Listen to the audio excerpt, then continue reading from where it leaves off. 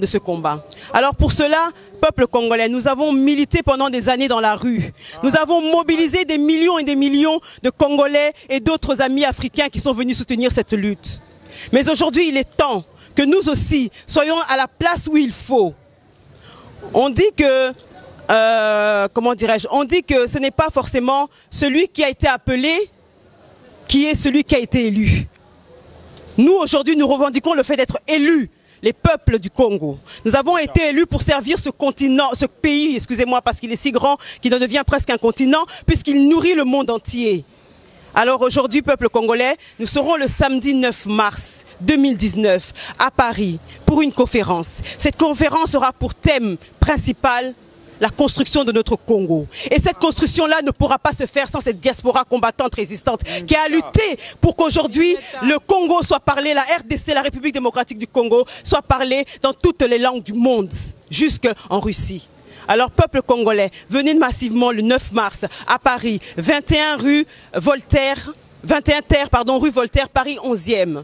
Vous aurez par la suite les indications pour arriver à cette adresse-là. Mais un message na koloba na lingala pour finir, ba mama na ngai, ba tata na biso, bana na biso. Le combat otozo bunda eza pona avenir ya bana na bakoko na biso. Ça se construit aujourd'hui. Congo wana mabele wana ya motuya ezalinde ya biso. Si on continue à laisser la place aux autres, lobi Congo wana ozala sous na mokili ote. Alors poto ezala, to continuer itumba oyo. Je rappelle encore Bandeko Elongo le 9 mars, c'est une date fatidique pour le 9 mars wana bakoko basi babele laki, bakoko si balobaki. Le 9 mars ndeko za détermination pour la résistance et la diaspora pour la construction en Mboka. Ingeta. Donc nous faisons peur. Tout ça nani awa tu comment la biso et jusqu'à là libération zali droit na soto zwango tout ça nani awa ba combattant ba résistant il y a partout. Le 9 mars, biso nyonso na Paris, parce que les gens se posent des questions, comment la chose est nini, kaka marche ton nini, toya to solateur ba résolution, toya to solateur ba nini, to sa nini, to reconstruire nini. Congo. Congo nous appartient. Le Congo c'est ma belle, ba koko na biso, oyo ba sopa makila, ko bandana 59. Kobandana février, le 16 février, tue aujourd'hui et nous continuons à lutter. Peuple congolais de partout ce que vous allez, message na biso ya liboso, soki bomoni bande kona biso ya mibali to basi to sangani awa to yena na mémoire ya liboso, ya nde kona biso mobali akufa ki le 16 février, tati combattant ya munene oyo batuna to bayebi to uti kokunda ende to sangani awa. Bon, to bengi ba congolais tant to lobaka de partout na mboka nyonso oyo zali awa na kati Europe. To bengi bino samedi le 9 mars 2019 na Paris.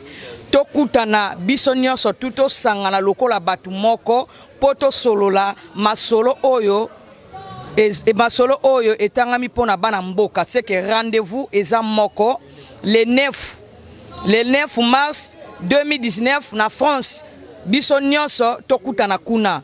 En tout cas ingeta to sengi conscience na peuple congolais. Ça veut dire baloba ke conscience na biso sala awa eza bamboka na biso te toyeba ke toyaki lobi tokozonga toyaki awa lokola ndenge to bakendaka na bangola bakena bamboka de partout ska bato baza mais tokomi kotikala awa mais toyaki na biti wana te toyaka koluka tokimaki po mboka na biso eza na pasi mais toya lobi po tozonga mais tosengi ke peuple congolais biso nyonso tout tokutani samedi le 9 na France tokutana wana to solola masolo o etali entre biso bana mboka ingeta parce que toi na but moko mutuna mutayibi buto tozana lelo tozaki pona matanga tati toye pona kokunda tati. J'aimerais bien préciser une chose.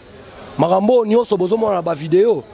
Je pense que combattant moro muto asali ke tati aza la place azali lo akunda mana honneur. Donc je veux bien rectifier quelque chose encore. Tati abundela ki mutu nyonso. Tati Azalaki, camarade Nabiso Azalaki, un grand commando, un grand combattant. Mais aujourd'hui, je ne vais pas citer de nom pour ne pas chercher des polémiques. Batourné Edo. Donc, bon, on a relobate que Botinda qui va mourir, on a bino pour la Kunda Tati. Bah, combattant, on doit kundi Tati.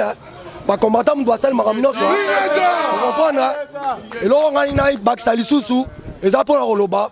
Bah, la Congo, bah, jeune. Bande Konangaï. Combien silité? Combien zali? Vous avez mon bino moko. Combat esilité. Musique pe ezate. Ok, na ba distraction na bino na Congo. Biso toza na basala, to na besoin ba distraction la te. Mboka eza na occupation. Alors bo benda na bilili, bo yeba na nuke non, mboka eza occupé. À quel niveau to okende? Ingeta. Comment ils ont continué? Merci. Parce que bakendaki ba élection, il y a accompagnement, il y a pouvoir en place. Il y a un biso ba combattant. Tolobi boye. Bandeko na biso nyonso. Ezala yo landaka la muka. Ezala yo landaka MLC. Ezala tisiko to landa Félix. Tobengi sibino le 9 mars na Paris 2019. Boya to solo là. To trouver ma solution. Ingeta. Tolemba te.